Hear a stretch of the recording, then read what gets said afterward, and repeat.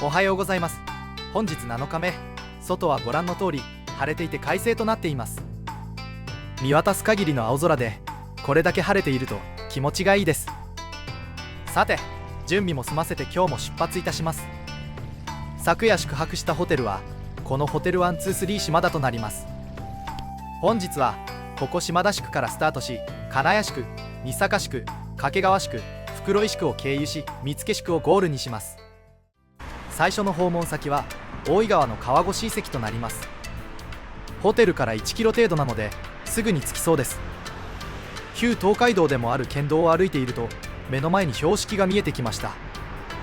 大井川川越遺跡は左との案内があります。朝早いからかまだこの時間は車の交通量も少ないです。左方向の旧東海道を進みます。この道は歩道が広くて歩きやすいです。ここから800メートル程度の距離で本日最初の目的地に着きます。ここからはタイムスリップでもしたかのような景色に変わります。ここ大井川は箱根八里は馬でも越すが越すに越されぬ大井川と読まれたように、江戸時代大井川は東海道の難所の一つでした。江戸時代、旅人が大井川を渡るには川越人足に肩車をしてもらうか、連台と呼ばれるみこしのような乗り物に乗って対岸まで担いでもらう必要がありました。この川越遺跡では当時の川越に使われた料金所川海所や川越人足の待機場所である番宿などの様子が再現されています。大井川川越遺跡は1966年昭和41年8月1日には国指定史跡に指定されました。最盛期には島田と対岸の金谷を合わせて1000人ほどいた川越人足を10組に分けて各組の待機場を1番宿から10番宿と呼んでいました。現在は2番宿、3番宿、6番宿、10番宿の4つの番宿が復元されているようです。左に立っている建物を見てみたいと思います。この建物は川越人足の待機場である3番宿です。一般公開されている宿です。まだ朝の7時前というのに中を見ることができるのは嬉しいです。中に入ると待機場の中はこんな感じになっているのですね。そしてひな人形が展示されていました。10番宿前を通過します。10と書かれたのれんがかかっています。そして中には3番宿と同じでひな人形が展示されています。量も多いですね。この宿も一般公開されている宿なのですね。今度は左側に中と書かれたのれんがかかっている建物が一般公開されているようです。これは仲間の宿で主に各番宿の代表者や年配の川越人足たちが集まって相談元や会合を行う場所として利用していたようです。この建物には札と書かれたのれんがかかっています。札場とのことです。札場は簡単に言うと人足たちに賃金を支払うところです。川越制度も財政を管理していた場所でもあります。さて、このいかにもこの一帯を取り仕切っているかのような雰囲気を醸し出している建物がありますね。敷地内には松の木の緑とこの季節ならではの桜の木が開花した状態のピンク色に染まっていい風景となっています。ここは川海所になります。川海所は江戸時代に大井川を渡る料金の決定や川越に従事する川越人足の管理などを行った役所です。その日の川の深さなどを測り川越の料金を決定し、川札の販売や川止め、川開けなどの川越業務に関わる運営をした川役人が務めていました。大井川を渡るには川札を川海所で買い、川越人足に手渡してから人の肩や連台に乗り川を越したそうです。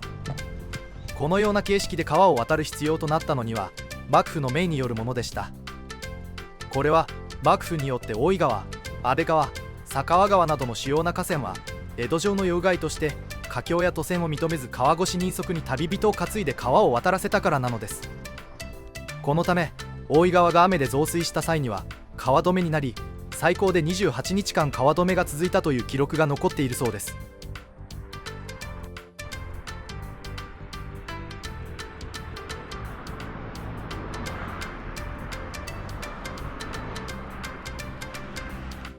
先ほどの川越遺跡から上流に向かい歩いて大井川に架かる橋まで来ました。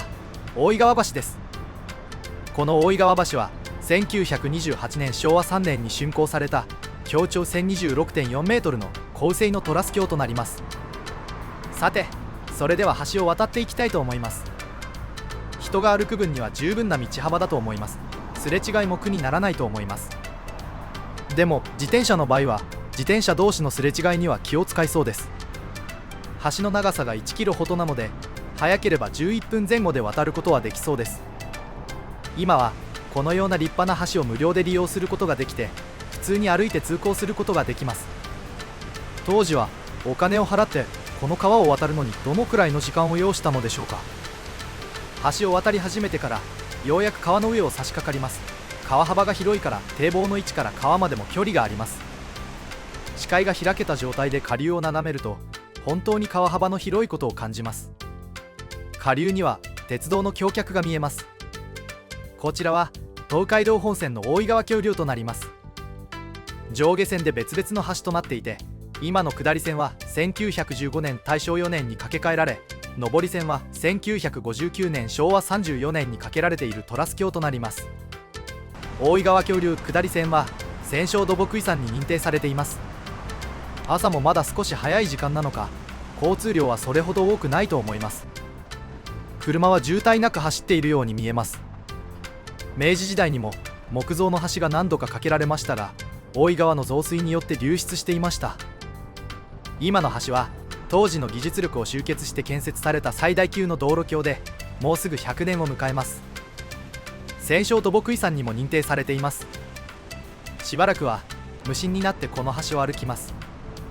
車の音もありますが、川の音と小鳥のさえずりが心地いいです。このようなここ一帯が晴れて穏やかそうな天気でも、大井川を見ると水深があり水の流れもありそうです。このようなところを川越し人足は旅人を担いだりしながら川を渡るとは恐れ入ります。相当な体力を消費しそうです。まして水量は日々変化するので、危険と隣り合わせだったのではないのかと想像してしまいます。重労働ですね。この橋もあと少しとなりました。動画を撮りながら渡ってきたので20分くらいかかりました。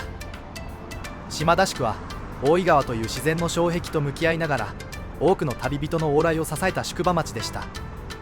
次は金谷宿となります。ここは川越城跡があった場所となります。当然ながら島田宿側と同様に金谷側にも川越しの設備があります。それをこの説明板で図解しています。板宿や川会所がもう少し新金谷駅方面に存在していたことを示しています。この川越城跡の奥には東屋もあり、ちょっとした休憩スペースになっています。浮世絵風に大井川を渡っている絵も隣に掲示されています。それでは八軒屋橋を渡り、川会所番屋があったとされる金谷宿方面へ進んでいきます。金谷宿は現在の静岡県島田市に位置し、日本橋から約209キロ離れた24番目の宿場町となります。この宿場は大井川の川越し業務を担うことで発展しました。川の増水時には旅人が足止めされ、島田宿と同様ににぎわいを見せたといいます。また東の大井川、西の金谷坂、佐与の中山といった難所に挟まれ、旅人が一息つく場所としても重要でした。当時はこの辺りに板宿や川会所があった場所と思われます。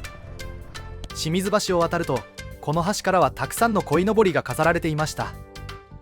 無風だったので泳いでいる姿は見えませんでした。金谷宿には本陣が3軒、脇本陣が1軒あったとされています。中でも柏屋本陣は幕府の記録東海道宿村対外帳に記されており、建坪264坪で門構えに玄関付きと記録されています。現在この場所には地域交流センターが建っています。金谷宿には七里ごとに設けられた七里役所の一つがありました。柏屋本陣と金谷駅の中間あたりにあったとされますが、現在は解説板などは見当たりませんでした。この旅の道中では由比宿と真理子宿に七里役所の石碑が設置されていました。金谷駅の反対側の道から上りの勾配がきつくなってきます。金谷駅から100メートルほど坂道を登ったところに金谷大橋跡、金谷宿西口跡があります。ここは上方京川の宿場の出入り口となります。そしてここからはひたすら上り坂となり、勾配もさらにきつくなっていきます。一度国道に合流しますが、目の前の案内板に書いてある通り、旧東海道石畳方面へ国道を渡って右手の道に進んでいきます。大井川方面に振り向くと登ってきているのが分かります。そして右に進む道はさらに勾配が上がっています。この坂を見た時は軽く絶望に脳を支配されそうになりました。でもまだ序の口なのです。このような勾配がしばらく続き、目の前の右に曲がるカーブを過ぎたあたりから石畳の上り坂が始まります。見えてきました。石畳です。目の前の石畳は金谷坂の石畳となります。この石畳の近くまで車で来て、ここから徒歩する分にはハイキング気分でここを歩くのも楽しいと思います。私もそんな気分で登りたいのですが、それはちょっと無理そうです。江戸時代、金谷坂は急勾配に加え粘土質の地盤により、雨が降るとぬかるみ行き交う人々は大変苦労しました。そのため江戸時代末期、牧之原台地の山石を敷き詰めて石畳に改良されました。一度は明治時代に舗装されましたが、平成の町おこし事業により全長430メートルの石畳が復元されました。この金谷坂の石畳は現在市指定文化財となっています。この金谷坂の中腹にはお地蔵様が祀られています。六角堂と鞘堂は町の人々の手によって設けられました。旅人の足元を守ってきた滑らない山石を敷いた石畳にちなんで、このお地蔵様を滑らず地蔵と呼び、合格祈願や商売繁盛の名所となっています。でも雨の日の訪問はやめといた方がいいと思います。石畳は滑りやすいと思いますので。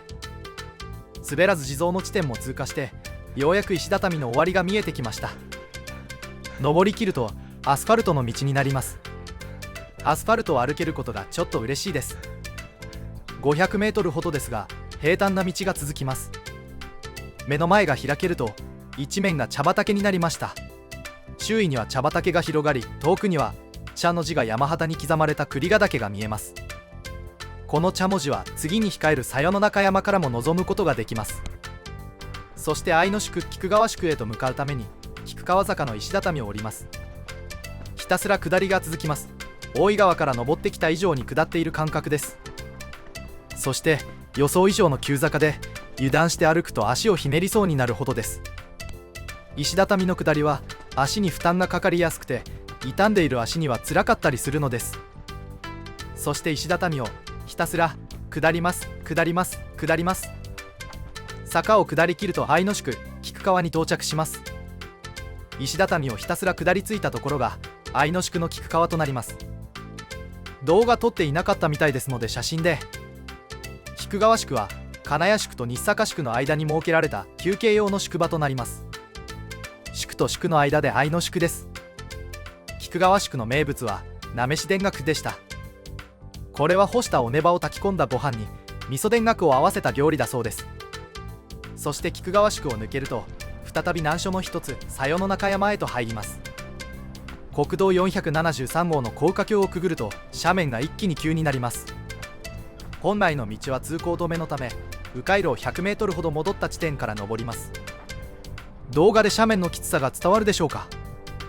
そしてほんの100メートル程度登ってきたのですが、これだけの距離で息がかなり切れて立ち止まります。本当に肩で息をしちゃっていますね。思わずしゃがんでしまいます。登ってきた道の距離としてはこれだけの距離なのですけどね。そしてこの坂の本来の正規ルートはこの立ち入り禁止の看板で防がれた道の方となります。さて少し回復してきたので先に進んでいきたいと思います。この斜面は少し進んではちょっと休み、少し進んではちょっと休みを繰り返して登りました。そして途中に看板が立っていましたので角度がわかるかの撮影です。どうでしょう、この看板でどのくらいの斜面なのか伝わるでしょうか。伝わると嬉しいです。そしてこの登りですが、見てもわかる通り日陰になるような場所が少ないです。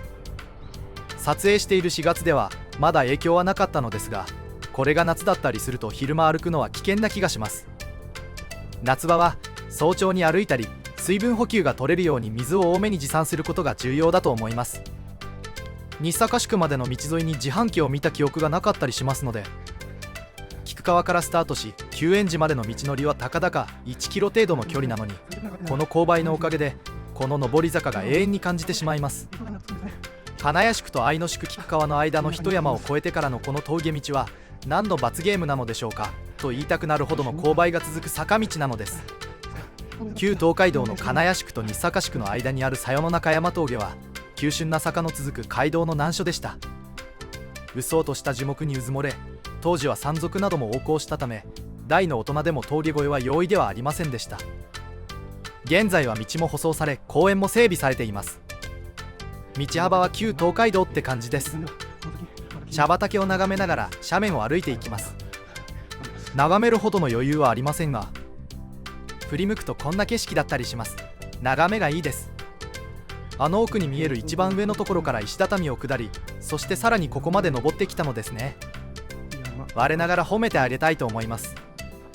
そして峠のてっぺんまではあともう少しのはずなのです。あの先を曲がったところが峠のてっぺんのはずなのです。でも足が重くてなかなか前に進めません。あともう少しの辛抱、頑張れお礼。菊川宿から1キロほど登ってきました。やっと救援寺まで来ることができました。急な上り坂もここで終わります。本当にやっとの思いで着きました。平坦な道を歩く時の倍以上の時間がかかったのは確実です。救援寺は佐与の中山峠の頂上付近に位置する古刹です。関ヶ原の戦いのきっかけとなる会津上杉攻めの軍を大阪より進めてきた家康を掛川城の城主山内和豊がもてなした茶亭の跡地や、その例に家康が植えたとされる五葉松の跡が残されています。また夜泣石伝説ゆかりのお寺としても有名です。救援寺からの旧東海道佐与の中山は中山峠から先の約3キロほどの緩やかな下りの尾根道となり、箱根峠、鈴鹿峠と並び東海道三大難所の一つとなります。そしてこの道は最後に二の曲がりというとんでもない下り坂が待ち構えています。救援寺から5分ほど歩いてくると目の前の視界が開けます。そしてこのような景色が目に飛び込んできました。右側には茶畑が一面に広がっています。そしてここから茶畑越しに見下ろす景色は遠くまでよく見え、なおかつ飽きません。そして遠くには栗ヶ岳の山肌に刻まれた茶の文字が見えます。そしてここからはしばらくの間このお茶畑の景色を眺めながら緩やかな峠道を下っていきます。休憩用のベンチがありましたので少し休憩です。鳥の美しい鳴き声が疲れた体を癒してくれます。夜泣石の伝説は、満月の母親が中山峠の頂上にあるお寺で安産祈願をした後の出来事に始まります。帰り道、母親は石にもたれて休んでいたところ、金目当ての山賊に襲われ命を落としてしまいました。山賊の刀の先は石に当たり、その拍子に赤ん坊が母の腹から無事に生まれたといいます。母親の魂は石に宿り、助けを求めるように夜通し泣き続けました。その泣き声に気づいたお寺の僧が駆けつけ、赤ん坊を助け母を丁重に弔いました。赤ん坊はお乳の代わりに水飴を与えられ大切に育てられます。やがて立派に成長したその子は母の仇を討ったと伝えられています。このお話に出てくる夜泣石は現在国道1号線中山トンネル脇にある小泉屋さんの裏手に祀られています。そして救援寺にも妊婦小石姫の供養塔として夜泣石に似せた大きな丸石が祀られています。ここは夜泣石跡となります。この道の真ん中に夜泣石が明治元年まであったそうです。広重の東海道53次の日坂宿にも描かれている石となります。夜泣石跡から日坂宿へ300メートルほど来ると下りの斜面がきつくなってきます。道幅も狭くなり木々が生い茂っています。場所によっては通りが狭く感じるところもあります。傾斜の角度もきつくなってきています。この道を逆に登ってくるのも大変そうです。下りもこのような斜面が続くとやはり足に負担がかかります。踏ん張るような感じで下っていくので太ももにも力がかかり一苦労します。そしてこのように木々に囲まれた感じの道が続きます。夏の季節には太陽の日差しが遮られて日陰ができてかなり助かりそうです。旧東海道を下るに従い勾配もどんどんときつくなってきているように感じます。そしてここからがこの峠道最後のボスキャラとなる二の曲がりです。見た目にもいきなり斜面の角度が変わっているのが分かります。少し怖さすら感じてしまいます。この斜面は徒歩でも勢いがついてしまうと止まらなさそうです。もしくは滑って転びそうです。崖を下っているかのような気分にもなります。そしてこの道はこの勾配でありながらさらに S 字に曲がっています。まるで螺旋階段でも降りているのかと錯覚を起こしてしまいそうなくらいでした。下っている道を振り返ると、この2の曲がりはこのように見えます。下るのも大変ですが、これを登るのは遠慮したいです。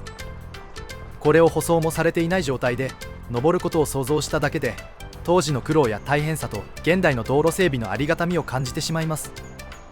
車の音が聞こえてきました。国道1号線です。金谷宿からこの国道1号までの約6キロを2時間半ほどかけて歩いてきました。やはり平らな道の時の2倍以上の時間がかかりました。そして目の前の視界ももうすぐ開けそうです。これでやっと難所であった佐与の中山峠を終えることができます。やっとです。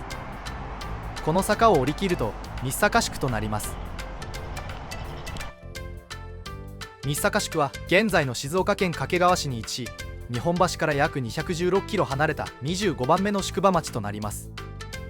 東海道の三大難所峠の一つとされる佐与の中山の最麓に位置する静岡県内22宿の中で規模と人口の両面において由比や真理子などとともに最も小さな宿の一つでした。わらび餅が日坂名物だそうです。静かな佇まいの家並みを歩くと、それぞれの家の前には大きな木製看板がかけられています。これはどうやらかつての屋号が書かれた木製看板がかけられているそうです。現在日坂では家々に屋号を掲げ、本陣屋と扇屋の門、下木戸の考察場を復元し、旅籠川坂屋、旅籠よろず屋の整備など残された遺構を保存しているみたいです。右手には大きな広場が見えてきました。屋号の書かれた木製看板もあります。そして大きな案内板が2つ並んでいます。日坂宿の案内板です。どうやらこの案内板の裏手の広場が本陣跡で、そしてこのすぐ左横に本陣の復元された門があるのです。なぜか動画および写真が撮れていませんでした。本陣の屋号は扇屋で、代々片岡家が世襲で営んでいたそうです。本陣の敷地はおよそ350坪、建坪220坪、門構え、玄関付けの建物だったそうです。映っているのは本陣のすぐ近くにある日坂宿の問屋バートの開設版です。問屋場は宿場の中心となる施設で、主に公用の文章や物品、公務旅行者に人足や天満を提供し、継ぎ立てを行う施設となります。この日坂宿は宿場の東口から西口までの距離が700メートル程度だったことからか、小さな宿場でした。東海道の緩やかなカーブに沿って宿場町も構成されています。右手に見えてくる建物が日坂宿最後の問屋役を務めた伊藤軍七の自宅で、藤分は屋号です。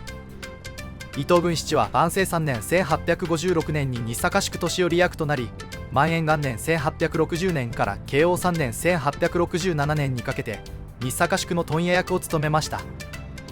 明治4年1871年郵便制度が発足すると同時に日本最初の郵便局の一つとなった建物と言われています。次の建物はよろず屋です。もっぱら庶民の泊まる旅籠でした。間口が4間半であり、幕末としては中規模の旅籠となります。江戸時代そのままに1階が店や帳場で、2階には宿泊のための座敷というごく普通の店構えです。表の下見戸は当時の一般的な店舗建物の仕様であり、昼間は障子戸、夜は板戸のようは日坂宿では昭和20年代まで数多く見られました。そしてさらに歩みを進めると、日坂宿の京型の出口に近いところにも建物があります。川坂屋です。旅籠屋で江戸時代の面影を残す数少ない建物の一つとなります。江戸より招いた棟梁の手で精巧な木組みと細やかな格子が造作されたと言われています。脇本陣閣の上段の間を持つ旅籠で、身分の高い武家も宿泊した格の高い脇本陣閣であったことが伺えます。前方の古宮橋の手前には考察場と木戸跡があります。この考察の8枚は天保年間のものを復元したものだそうです。隣の橋の手前には日坂宿下木戸跡との木製看板が立っています。上方側の見附がここに存在していたみたいです。日坂宿の出入り口ですね。当時は1日にどのくらいの人たちがここを行き交ったのでしょう。そして旧東海道の近くに道の駅掛川があったので、休憩を兼ねて食事をしました。スケトロ定食をいただきました。道の駅での食事も終わり、旧東海道に復帰し再開します。県道415号から左に方向にそれる県道250号に進むと、進行方向右手に一里塚があります。 T 字路の部分で道路標識の裏側にスペースがあります。伊達型一里塚で日本橋から57里目の塚となります。次は掛川宿となります。当時はこの辺りに門があり、門から西側が宿場の中になったそうです。そしてここから東海道は南に折れ、道が可燃手にいくつも折れ曲がる新町七曲りに入ります。七曲りは容易に敵を侵入させないための構造と考えられます。七曲りの終点に城下町に入ってくる人物や物を取り締まるための木戸と番所がありました。何回曲がってきたかは忘れましたが、前方に解説板が見えてきました。そしてこの道は明らかにまっすぐになっていないマス型可燃点のような形状になっていますね。この解説板の近くに木戸と番所があったとされています。掛川宿は現在の静岡県掛川市に位置し、日本橋から約223キロ離れた26番目の宿場町となります。山内和豊が改修して住んだことで知られる掛川城の城下町でもあります。宿場よりも城下町としての性格の方が強く、規律も厳しかったので、飯盛り遊女なしと言われ、旅籠も30軒と小さかったようです。旅人も固い宿場を避けて次の宿場へと通り過ぎていったとのことです。現在かつて本陣があった周辺は東海道を挟んで商店街となっており、今も人の往来が感じられます。また当時に付けられた町名が今も住所や行政区分、自治区名として残っているため、掛川宿のあったエリアを散策しながら昔の名残を地名から探してみるのも面白いでしょう。掛川城の大手門は天守閣に続いて1995年平成7年に復元されました。掛川城の表玄関にふさわしい桜門造りの本格的な櫓門は木造日本瓦葺き入りもや造りとなっています。白壁で板ひさしが配され、塔上にはシャチ瓦が飾られた勇壮な構えとなっています。掛川城周辺には掛川桜、四季桜、しだれ桜、ソメイヨシノなど約150本の桜が植えられており、3月初旬から徐々に開花し、長い期間桜の景色を楽しむことができるそうです。東海の名城と称される掛川城は1469年から1487年文明年間に今川氏が遠江進出を狙い、重臣朝比奈氏に命じて築城させたのが始まりです。1590年天正18年から山内和豊が10年ほど在城して城下町を整備しました。山内和豊は戦国時代から江戸時代初期にかけての武将大名で土佐藩初代藩士です。現在の掛川城は1994年平成6年4月に東海の名城と呼ばれた美しさそのままに日本初の本格木造天守閣として復元されたものとなります。次は袋井宿となります。さて歩き進めてくると目の前には標識らしきものがあります。掛川市境と磐田市境のそれぞれの距離が書かれています。そしてその奥には袋井宿と目の前にかかっている天橋についての説明板が立っています。そしてこれより袋井宿と彫られた大きな石碑が立っています。袋井宿は現在の静岡県袋井市に位置し、日本橋から約233キロ離れた27番目の宿場町となります。この袋井宿は日本橋から数えても今日から数えてもちょうど真ん中に位置するど真ん中の宿場なのだそうです。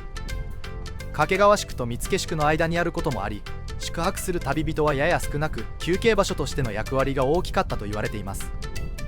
浜橋を渡ったところに東海道ど真ん中茶屋があります。宿場の入り口にあたる東木戸付近となります。このお茶屋さんは袋井市が運営している無料の休憩所となります。歌川広重が描いた東海道53次内袋井で茶屋の図をモチーフにして建てられたそうです。開館時間はこのようになっています。ちなみに天橋はこんな感じでかかっています。東海道ど真ん中茶屋から数分歩いてきたところに東本陣公園があります。袋井宿には本陣が3軒ありましたが、脇本陣は設けられていなかったようです。東本陣公園は平成3年度の発掘調査により建物の一部が発見され整備された場所となります。園内は本陣の間取りがほどけるように配列され、石や芝生庭園や門などが作られ、当時の雰囲気を伝えています。三幸橋の手前に袋井宿考察場があります。かつて幕府の法令や禁令を掲げる考察場が設置されていた場所となります。現在設置されているこの考察場は復元されたものとなります。そしてこの場所は見つけのあった場所となります。袋井地区はここまでとなります。住宅の一角に一里塚があります。木原一里塚です。日本橋から61里目の塚となります。説明板には本来の一里塚はこの場所から60メートル東にあったが現存はしていないと書かれています。この一里塚は復元されたものだそうです。一里塚からすぐ近くに小根神社、木原権現社があります。この神社は古代末期に創建されたと伝えられています。出水に悩まされていた村に湯屋権現が現れ、熊野の神を祀るよう託宣されたことが創建の由来とされています。境内には徳川家康が関ヶ原の戦いの勝利祈願のために立ち寄った際に腰掛けたとされる家康公腰掛け石が残されています。また木原縄手古戦場の石碑もあり、歴史を感じさせる場所となっています。元亀3年1572年、武田信玄は約3万の軍勢を率いて遠野へ侵攻し、乾城や飯田城を次々に攻略しました。これに対し徳川家康も出陣し、三日野まで進軍しましたが、信玄軍が木原に布陣すると太田川を挟んで両軍が激突しました。この木原縄手の戦で家康は敗北し、西へ撤退しました。左前方に標識があります。磐田市と書いてあります。袋井市はここまでとなり、磐田市に入っていきます。三日野は磐田市の東部に位置し、太田川が形成した肥沃な平野と磐田原台地の東端にまたがる地域です。古墳が築かれるなど古代から人々の暮らしが続いてきました。そして三日野は複数の時代に作られた道が交差する珍しい場所となります。南北朝時代、鎌倉時代、江戸時代、明治、大正、昭和国道1号線、平成磐田バイパスとそれぞれの時代に作られた道がこの地点に集中しています。気づいたら鎌倉の道前に来ていたので、この鎌倉の道を歩いていきます。進む道は階段になっていて登りやすい道となっています。道幅は狭くて人がすれ違うのもやっとという感じです。大した距離ではないのですが、やはり坂道を登るのはしんどいです。登りきって左側を進んだところに大日堂古戦場があります。ここは元亀3年1572年に武田信玄が木原現在の袋井市や西島磐田市に数万の兵を配置し、三日の大日堂まで偵察に来た約3000の徳川家康軍を攻撃した地です。この時徳川家の武将本田平八郎忠勝は大日堂の松に登り敵陣の様子を伺ったと言われています。物見台として徳川軍が布陣したと考えられている三日の台にある洞が大日堂です。確かにここからは袋井市方面がよく見え眺めもいい場所です。大日堂を後に旧東海道を進んでいると先の道が下り坂になってきます。そしてこの坂を下ると東木戸跡となります。この時間は風が強くなってきていました。この映像で風の強さが伝わるでしょうか。この風で少し歩きにくくなります。袋井宿は東海道のど真ん中という立地に加え、古代から現代までの歴史が交差する静かながらも奥深い宿場町でした。次は見附宿となります。坂道を下りきったところに看板が立っています。大日堂から2キロ程度歩いてきたところに見附宿の出入り口となる東木戸跡があります。ここから見附宿だったようです。見附宿は現在の静岡県磐田市に位置し、日本橋から約239キロ離れた28番目の宿場町となります。見附という名は旅人が京から東へ下る際、初めて富士山を見つける場所であることに由来するとされています。また見附宿は奈良時代から東東美濃国の国府が置かれるなど古い歴史を持つ町となります。 JA の前に大きな解説板が2枚並んでいます。1枚は当時書かれていた見附宿の地図が書かれたものとなります。それともう1枚は現代の地図が書かれたものとなります。隣同士にあるので比較ができていいですね。少し進んだ先に右手に大きい木製看板が立っています。トイアバートみたいです。静岡銀行見附支店前に置いてありました。これなら視界に入りやすいです。見附宿の問屋場は今は銀行になっています。さらに進んだ先にも大きな木製看板が立っています。本陣跡みたいです。見附宿には本陣が2軒、脇本陣が1軒あったとされています。本陣跡の案内板はやや奥まった場所に建てられています。そして本陣跡のすぐそばにはこの見附宿で一番見てみたかった建物があります。それは旧見附学校です。白とミントグリーンの組み合わせがいいですよね。旧見附学校は岩田のシンボルともいえる建物で、現存する日本最古の祇園府建築の小学校校舎です。国の史跡にも指定されています。明治5年1872年の学生発布を受け、翌年に千光寺や小公寺などを仮校舎として開校。1874年に新校舎の建設が始まり、翌年8月に落成開校式が行われました。1922年に小学校を閉校した後も裁縫所学校、教員養成所、病院とさまざまな施設として利用されたみたいです。そして1969年に国指定史跡となって、現在は教育関係の資料等を展示しているようです。開館時間を過ぎていたため館内見学はできませんでしたが、入館料は無料です。レトロで洋風で白を基調にしたミントグリーンのアクセントなどの組み合わせで爽やかで清潔感のある外観で素敵です。旧見附学校から先に進むと東海道と姫街道の追い分けとなります。直進すると姫街道、左折すると東海道となります。姫街道は浜名湖の北側を通り、御湯宿で再度東海道と合流します。また姫街道の正式名称は本坂通りで東海道の脇街道として、多くの大名や姫様が利用された道としています。東海道は左折し南下します。岩田駅の手前まで来たところで西に進路を変更します。宿場は天竜川の左岸にあり、大井川と違って川の水深が深かったため、主に船による渡しが行われていました。そのため大井川ほどの難所ではなかったものの、川止めの際には島田宿と同様、多くの旅人でにぎわったといいます。